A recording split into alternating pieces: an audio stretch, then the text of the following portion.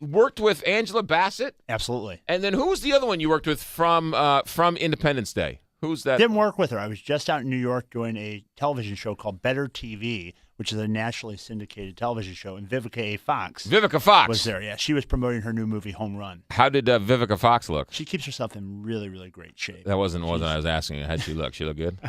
You'll have to check her out. She's a very attractive woman. She's not only very attractive, but she's very health conscious. She and I were talking in the green room about her health habits, her food habits, and making exercise a priority despite the rigorous schedule she has. What was this TV show you were on? Better TV, it's called. It's syndicated across the country. Here in St. Louis, it's on, let me think, it's on My 46 or something. Yeah, like okay, that. yeah. Well, this isn't Better TV. This is Best TV. KTRS TV. KTRS TV is Best TV. 1 million viewer minutes. 1 million viewer minutes last Thursday, which I think is a pretty neat deal, considering we have absolutely no idea what we're doing. Probably I've helped people lose in total 1 million pounds. I would love for you to add up how much weight you've made me lose. At least 1,000 pounds, not all at once. Yes, I gain it and lose it, and gain it and lose it, but you're there for me every step of the way.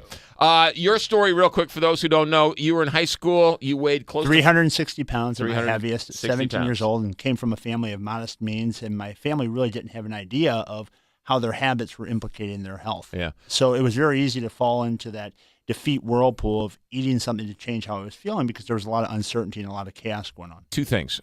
It's interesting you say that because people think you have to have money to eat right. Absolutely. And that's not true. I hear excuses all the time. I don't have enough time. Right. It's too expensive. Right. It will require me to join a gym. When in reality, the real change happens with your philosophy and your attitude, really changing the way you look at food and the way you look at exercise so that you're eating consistently. I always say that people are eating about the same 20 things over and over and over again. It's just the wrong 20 things. Right. So when we put in place the right things and you put in a schedule so that you're eating the right things at the right time and the right amount, so it's a smart strategy, right, along with the right philosophy, you can't be stopped. It's just as expensive to buy an apple as it is to buy an Entenmann's, apple pie, right? I mean, and they're right there at the counter. Maybe less expensive. Right. And they're right there at the counter. So it's really your choice, right? I mean, you go to McDonald's sells salads, grilled chicken salad. So you can actually eat healthy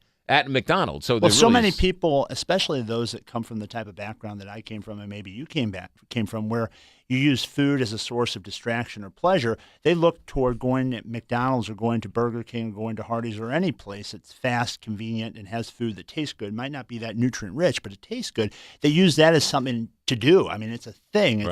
It's something to look forward to. When I was a little kid, after playing kickball out in the street, my family couldn't afford to go to the movies or things, so ordering pizza was the thing to do, and it was something we all looked forward to. So we made this association that eating those foods was something that was rewarding and pleasurable. So then when I got older and I was stressed or I was worn out or I didn't feel that good, I would use that same quote unquote drug to change how I felt. So you really have to master your philosophy about food, and it's the same as any other drug. I fall into that. I fall into stress eating and comfort eating. People call it emotional eating. Yeah. And it's just changing the way you feel using something. Fortunately for people like me or you, the former me, and you now, the former you have learned to manage your state, manage the way you feel using exercise and using food only to nourish and to fuel yourself rather than to change how you feel. Because if you use something to change how you feel, it becomes something you could get dependent on, and you want not to weaken yourself that way. Is it true, Charles D'Angelo, that you ate, when you were overweight, this 360, you ate a piece of pizza or you ate a pizza and you became blind? Well, my vision totally blurred out. I didn't only eat a pizza. I ate a box of breadsticks with marinara sauce and a 2-liter of regular soda. Right. And I fell off to sleep. I woke up at about 2:30 or 3 in the morning, and I was thirsty as could be. And I woke up and I looked for the remote control because the TV was still on, and my vision was totally blurred. It wasn't like a black blindness where you couldn't see. It was just where you rubbed your eyes and it wouldn't clear up. And I was scared to death because both of my grandparents on my father's side had type 2 diabetes. And I'd remembered my grandma saying that her doctor warned her that if she didn't get it in check, she could lose her eyesight.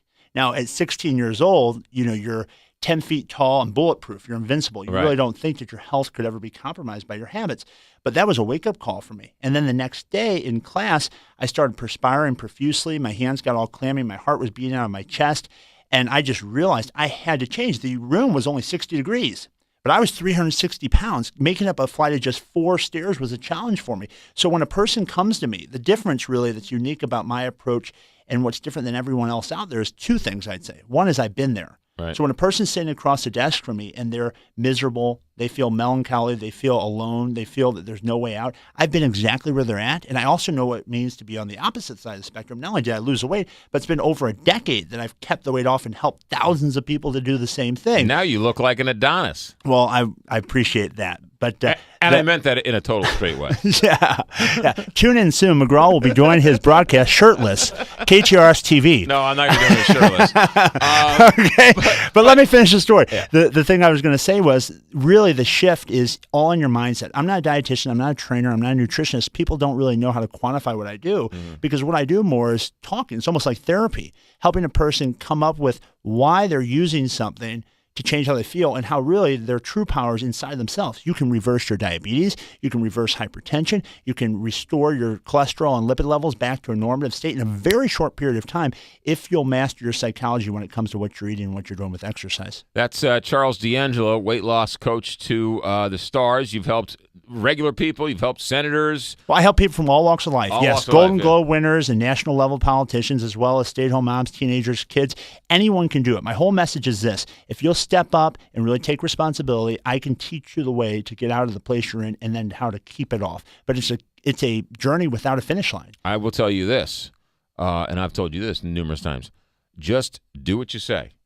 just shut up, and whatever Charles tells you to do, you do it. He wants you to eat 20 almonds, eat 20 almonds. I had a guy yesterday that weighed 400 pounds. He's down to 308 or 309 pounds. And he said, you know what's really great about this is for so long, I was so anxious because there's so much conflicting information out there. Right. Knowing exactly what to do, when to do, and how to do it has made it so easy. And if that's what you're looking for, you can go to the website, charlesdangelo.com, or you can get my book, Think and Grow Thin, both of which have tons of information and a lot of inspiration to be able to get yourself started. That's Charles D'Angelo, ladies and gentlemen. He's a friend of the show. We've been friends for 3 years. Yeah. How's Christine doing? Christine's doing well. Christine Good. Buck's doing well, yeah. Good.